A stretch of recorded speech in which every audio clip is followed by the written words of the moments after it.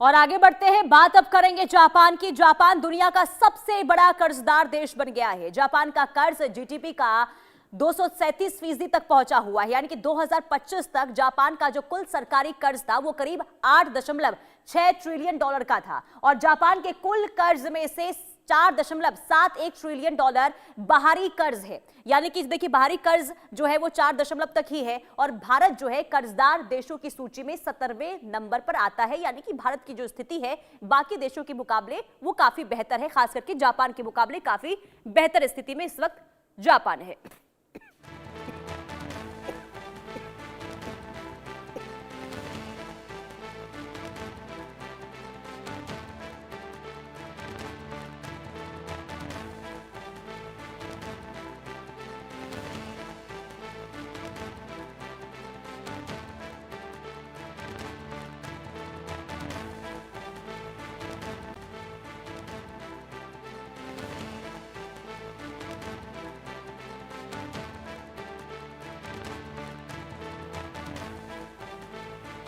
तो देखिए ये बड़ी खबर आपको जापान से जुड़ी हुई बता रहे हैं। सवाल कई है कि क्या जापान बिक जाएगा और हिंदुस्तान आखिर क्या करेगा, क्योंकि देखिए अगर हम जापान की बात करते हैं तो जापान कभी दुनिया की दूसरी सबसे बड़ी इकोनॉमिक हुआ करता था, लेकिन आज वो खिसक कर 5वें नंबर पर आ गया है। और इस गिरावट के पीछे की वजह क्या है? दरअसल इस गिरावट के पीछे की वजह है कि जापान पर कर्ज जो है लगातार चढ़ता हुआ नजर आ रहा है। भारी बोझ कर्ज के तले दबा हुआ इस वक्त जो जापान है वो नजर आ रहा है। और सरकार का जो कर्ज है उसकी जीडीपी का 237% तक पहुंच चुका है। देखिए साल 2025 के अंत तक जापान का जो कुल सरकारी कर्ज है वो 1342 ट्रिलियन युआन यानी कि करीब 8.6 ट्रिलियन डॉलर का दर्ज किया गया है, जिसमें से 4.71 ट्रिलियन डॉलर बाहरी कर्ज है। यानी कि बाहरी कर्ज की बात करते हैं जिसकी देखिए 4.71 ट्रिलियन है, यानी कि आप समझ सकते हैं कि जो जापान ने कर्ज लिया है वो सिर्फ घरेलू कर्ज है, यानी कि अपने देश के बैंकों से, अपने देश के लोगों से ही कर्ज लिया गया है। ऐसे में ये कह सकते हैं कि जापान की जो स्थिति है वो बेहतर मानी जा सकती है, यानी कि अगर बाहर से ज्यादा मात्रा में कर्ज लिया जाता है, भारी संख्या में कर्ज लिया जाता है तो कहीं ना कहीं देश के ऊपर संकट जरूर देखने को मिलता है।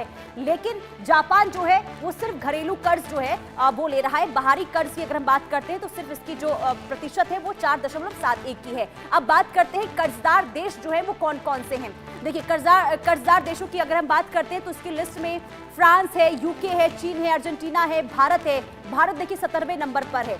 जर्मनी जो 62.2% कर्ज इस वक्त जर्मनी पर है। इसके अलावा सिंगापुर की बात करते हैं तो 173। लेकिन देखिए एक बार फिर से मैं आपको जापान की बात करती हूं तो बाकी देशों की लिस्ट में जापान इस वक्त सबसे ऊपर है। 237% कर्ज जो है इस वक्त जापान के ऊपर है। स्विट्जरलैंड इसके बाद आता है और जर्मनी की अगर हम बात करते हैं तो इन देशों की जो कर्ज की लिस्ट है, कौन कौन से देश है जो इस वक्त कर्ज की तले दबा हुआ है, उसकी लिस्ट हम आपको स्क्रीन पर दिखा रहे हैं। तो सबसे पहले जापान की बात कर लेते हैं तो 237, सिंगापुर 173%। इसके अलावा ग्रीस की बात करते हैं, फ्रांस की बात करते हैं तो 154 फ्रांस, और इसके अलावा स्विट्जरलैंड 15.7% और जर्मनी की भी अगर हम बात करते हैं तो जर्मनी भी इस वक्त कर्ज की लिस्ट में शामिल है।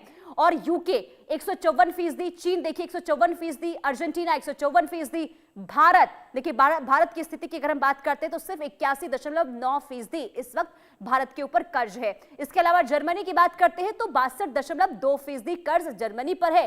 स्विट्जरलैंड 15.7% स्विट्जरलैंड पर कर्ज है, यानी कि सबसे जो कम कर्ज है वो इस वक्त स्विट्जरलैंड के पास है। यानी कि सबसे ऊपर और सबसे टॉप पर जो है कर्ज के मामले में वो जापान है। और देखिए अगर हम भारत की बात करते हैं तो भारत जो है इस वक्त बेहतर स्थिति में है। भारत इस लिस्ट में काफी बेहतर है क्योंकि भारत दुनिया के सबसे कर्जदार देशों की सूची में 17वें नंबर पर आता है, जहां सरकार का कर्ज जीडीपी का 81.9% है। भारत के बाद ऑस्ट्रेलिया, दक्षिण अफ्रीका जैसे देशों का नंबर है। खास बात यह है कि भारत का अधिकांश कर्ज घरेलू है और देश की तेज जीडीपी ग्रोथ इसे संभालने की पूरी तरीके से क्षमता रखता है। सरकार जरूरतों के लिए बैंकों, विदेशी संस्थानों से पैसा उधार लेती है। और खास करके देखिए सबसे ज्यादा चुनौती क्या होता है, सबसे ज्यादा चुनौती तब होता है जब हम बाहर के देशों से सबसे ज्यादा कर्ज लेते हैं। अब हम आपको समझा देते हैं कि अच्छा कर्ज क्या होता है, बुरा कर्ज क्या होता है। देखिए अच्छे कर्ज की अगर हम बात करते हैं तो जब जरूरत के लिए घरेलू बाजार से कर्ज लिया जाए, यानी कि अगर हम देश के अंदर से ही देश के लोगों से, बैंक से अगर सरकार पैसा लेती है तो कहीं ना कहीं ये काफी अच्छा मतलब ये अच्छा कर्ज माना जाता है। और घरेलू लोन की ब्याज दरें जो है बहुत कम होती है, यानी कि कभी कभी ये 0% तक होती है। घरेलू कर्ज को जल्द से जल्द चुकाने का दबाव नहीं होता है और ऐसे में ये काफी अच्छा कर्ज माना जाता है। लेकिन बुरा कर्ज क्या होता है, जब देश संकट में भी आ जाता है, ये तब होता है जब विदेशी सरकारों या फिर संस्थानों से कर्ज लिया जाता है। विदेशी लोन की ब्याज दरें बहुत ऊंची हो, संकट इससे बन सकता है। अगर ग्रोथ रुक जाए तो देखिए कभी कभी ऐसी स्थिति भी होती है कि डिफॉल्ट की कगार पर देश जो है वो पहुंच जाता है। तो अच्छा कर्ज क्या है, बुरा कर्ज क्या है, ये हमने आपको बताया। लेकिन अब हम बात कर लेते हैं भारत की स्थिति की। देखिए भारत की स्थिति की अगर हम बात करते हैं तो भारत का जो कर्ज है मध्य स्तर का है और इसके पीछे ठोस तर्क है। दरअसल भारत का ज्यादातर कर्ज जो है वो घरेलू है, यानी कि जीडीपी इस वक्त 6 से 7% की दर से बढ़ रही है। कर्ज का बोझ समय के साथ हल्का इससे होगा और सरकार राजकोषीय अनुशासन बनाए हुए है, जिससे भारत डेंजर जोन से काफी दूर है। यानी कि भारत की स्थिति जो है इस वक्त काफी बेहतर अन्य देशों से नजर आ रही है और यही वजह है कि कर्ज की देशों में अगर हम बात करते हैं तो जो भारत है वो इस वक्त 17वें पायदान पर है। लेकिन कर्ज की कहानी जरा वो भी समझ लेते हैं। विदेशी मुद्रा क्या है, देखिए सऊदी अरब और रूस जैसे देश अपने संसाधनों के कारण बहुत कम कर्ज पर टिके हुए हैं।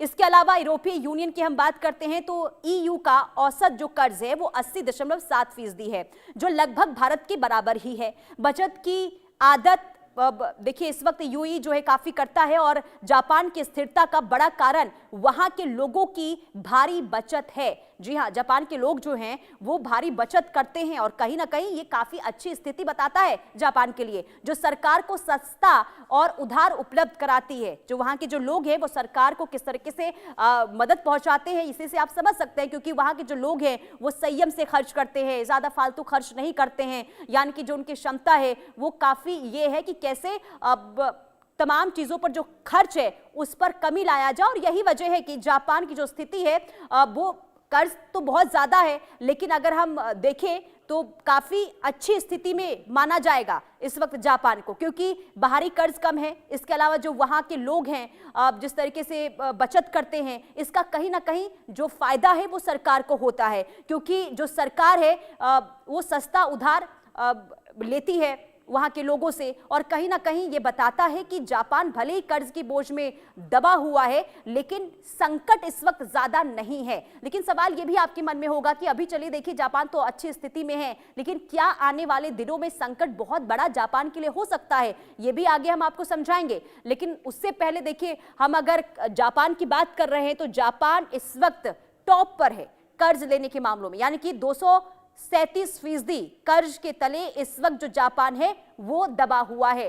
तो कहीं ना कहीं आपको बता दें कि जो जापान है वो इस वक्त ज्यादा कर्ज तो जरूर ले रहा है, लेकिन कहीं ना कहीं घरेलू कर्ज सबसे ज्यादा है। तो इससे जापान को इस वक्त घबराने की और या फिर कोई संकट की बात जापान के लिए है नहीं। तो ये बड़ी खबर हम आपको बता रहे हैं।